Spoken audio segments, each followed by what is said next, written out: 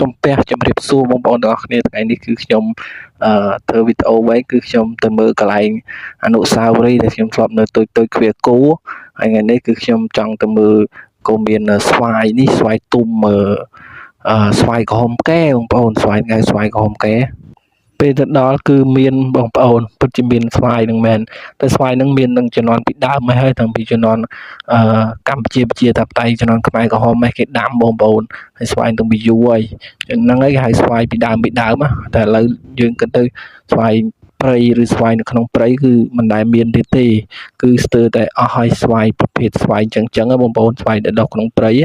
ហើយការខ្ញុំនៅគ្វាគោក្មេងៗគឺខ្ញុំតែមកបេះស្វាយនឹងហូបរហូតបងប្អូន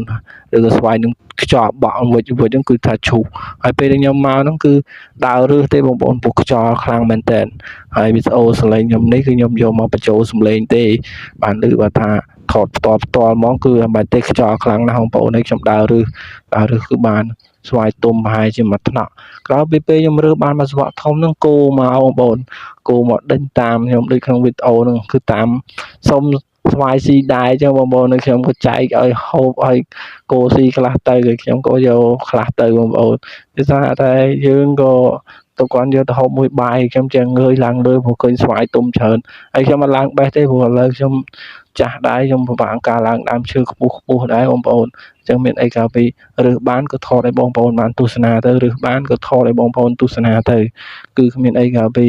រើសបានទៅថតឲ្យបងប្អូនបានមើលអញ្ចឹងទៅហើយខ្ញុំក៏ចង់បញ្ជាក់ថាស្វាយពីដើមដូចជាស្វាយក្រហមកែស្វាយព្រៃល្អិតតូចក្រហមហើយស្វាយខ្ទិះដូងខ្ទែងហើយនឹងស្វាយ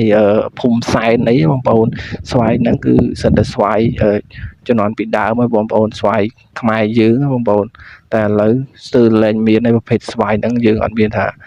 នៅមានអីទៀតទេតែខ្ញុំមកនេះមកដើមខ្ញុំធ្លាប់ចាំកាលនៅក្មេងៗវាគោបងប្អូនរីឯគោវិញគឺពេលដែលបានស្វាយ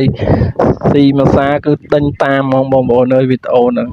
ខ្ញុំបង្ហាញបានមកថ្នាក់ស្រាប់តែគោឃើញចាប់ផ្ដើមដេញតាមទៅដើមស្វាយពីមកថ្នាក់ពីខ្ញុំដែរតែខ្ញុំឲ្យវាស៊ីចង់4 10ហើយខ្ញុំប្រហែលជា4 10ទៀតយើងបានប្រហែលជា20ផ្លែបងប្អូនច្រើនមែនតើនិយាយទៅវាផ្លែនេះគឺទុំពេញដើមហើយស្វាយខំកែនេះនិយាយទៅផ្អែមណាស់បងប្អូនផ្អែមមែនតើស្វាយហ្នឹងជាស្វាយមួយដែលផ្អែមជាងគេបើមិនតែយើងយកទៅធ្វើតំណាប់ស្វាយតំណាប់អីគឺថាផ្អែមមកស្វាយក្រហមកែនេះបងប្អូនចុងក្រោយហ្នឹងគឺយើងបានរៀបចំចាប់ផ្ដើមឲ្យលក្ខណៈថាយើងវិចអីថ្នាក់ជាអីទុកគាត់យកទៅផ្ទះអញ្ចឹងបងប្អូនទុកគាត់ទៅហូបមួយបាយមួយអីគឺឆ្ងាញ់ណាស់បងប្អូនហើយខ្ញុំបញ្ជាក់ចឹងចុងក្រោយវីដេអូគឺគោចាប់ដើមដេញខ្ញុំហើយបងប្អូនដេញតាមយកមកថ្នាក់ពីខ្ញុំចង់បានយកស៊ីទៀតដល់ពេលចឹងក្រោយមានអីទេវីដេអូអស់សំណើចគោដេញតាមខ្ញុំបងប្អូនហ្នឹងហើយអរគុណបងប្អូនទាំងអស់